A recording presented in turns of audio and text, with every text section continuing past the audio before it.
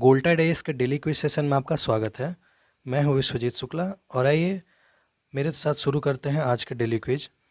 और इस daily quiz का लिंक जो है डिस्क्रिप्शन में दिया हुआ है, वहाँ पे आप लिंक खोल कर और डेली क्विज गोल्टाइड का हिंदी में आप सॉल्व कर सकते हैं आसानी से। वहाँ पे अपना नंबर देख सकते हैं, व्याख्या भी देख सकते हैं और बाकी बच्चों के साथ कम्पीट कर सकते हैं अपना आकलन करके।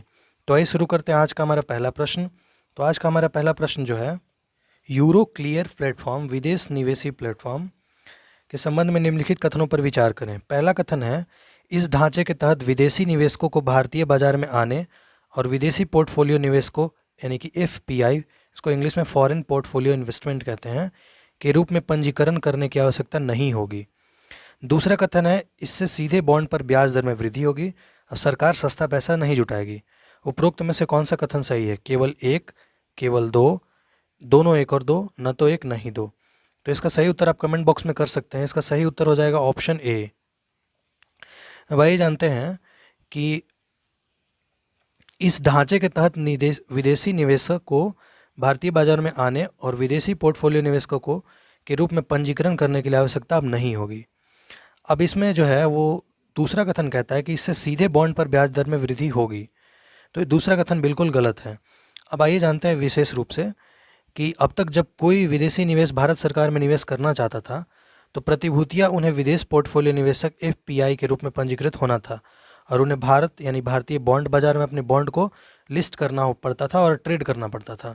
लेकिन अब आरबीआई ने क्या किया है कि एक और रोड दे दिया है, उसे उनको अनुमति दिया जा रहा है जिसके माध्यम से विदेशी निवेशक भारत सरकार में निवेश कर सकते हैं।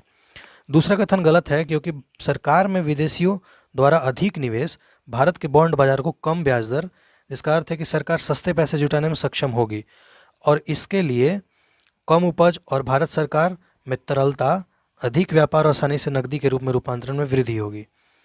जब विदेशी निवेशक इस नए मार्ग से निवेश कर रहे होंगे तब भी पैसा भारत सरकार में आ रहा होगा और इसे सरकार के रूप में माना जाएगा। दूसरा प्रश्न है, करेज की सिंचाई प्रणाली प्रमुख रूप से देखी जाती है अफगानिस्तान में, जापान में, इजराइल में, संयुक्त राज्य अमेरिका में। तो इसका सही उत्तर आप कमेंट बॉक्स में कर सकते हैं। इसका सही उत्तर हो जाएगा ऑप्शन बी, यानी कि अफगानिस्तान में। तो आखिर ये है क्या, ये देखते हैं।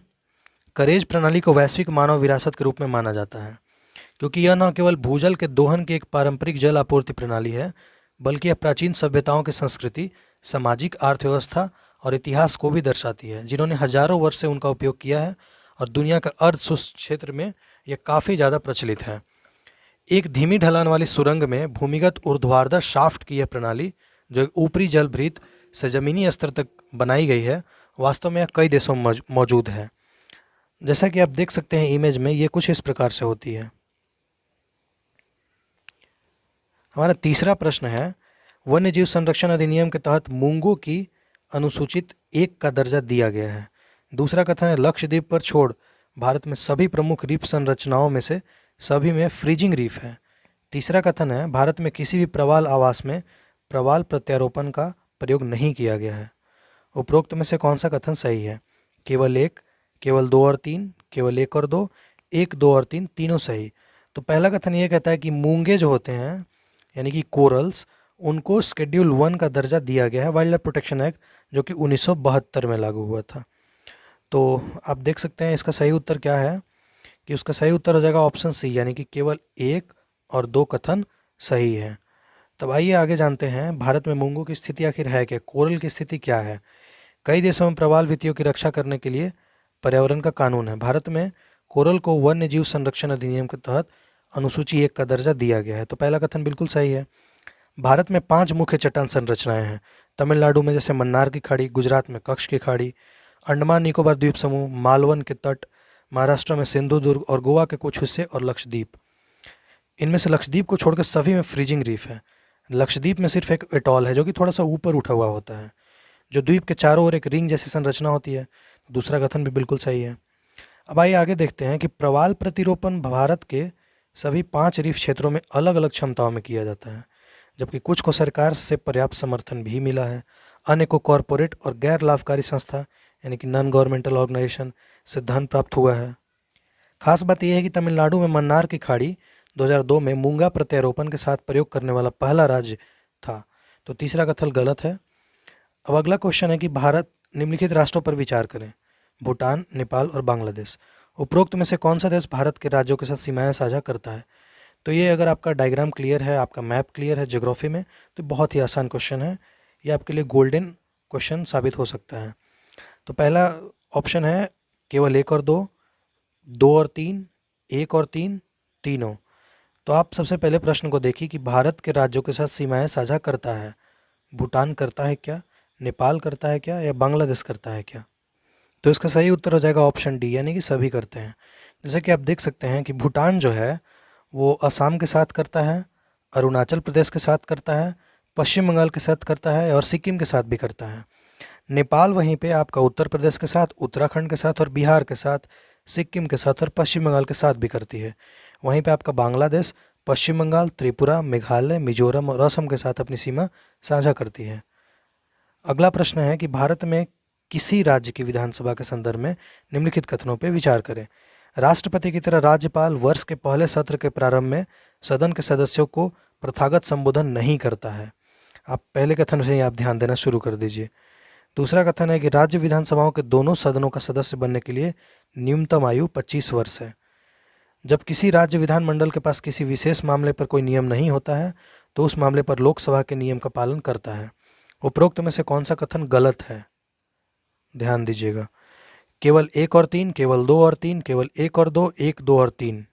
अगर आप ध्यान से देखेंगे तो इसमें तीनों कथन ही गलत साबित हो रहे हैं। अब आइए जानते तीनों कथन कैसे गलत साबित हो रहे हैं।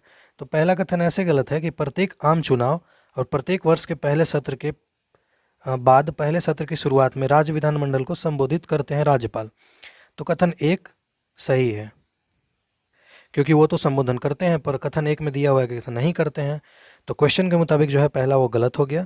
और दूसरा कथन ऐसे गलत है कि अनुच्छेद 176 में क्या है कि, माफ़ कीजिएगा, कि अनुच्छेद 176 में यही है कि गवर्नर जो है पहले वर्ष के पहले सत्र के बाद पहले सत्र की शुरुआत राज्य में विधानमंडल को संबोधित करके करता है। अब जो क्वालिफिकेशन की बात है कि दोनों सदन में 25 वर्ष होना चाहिए, ये बिल्कुल गलत है। ये अनुच्छेद 173 के में आती है। इसमें क्या है कि राज्य विधानसभा में आपकी न्यूनतम उम्र 25 होनी चाहिए, वहीं पे आपका राज्य विधान परिषद में न्यूनतम उम्र 30 होनी चाहिए।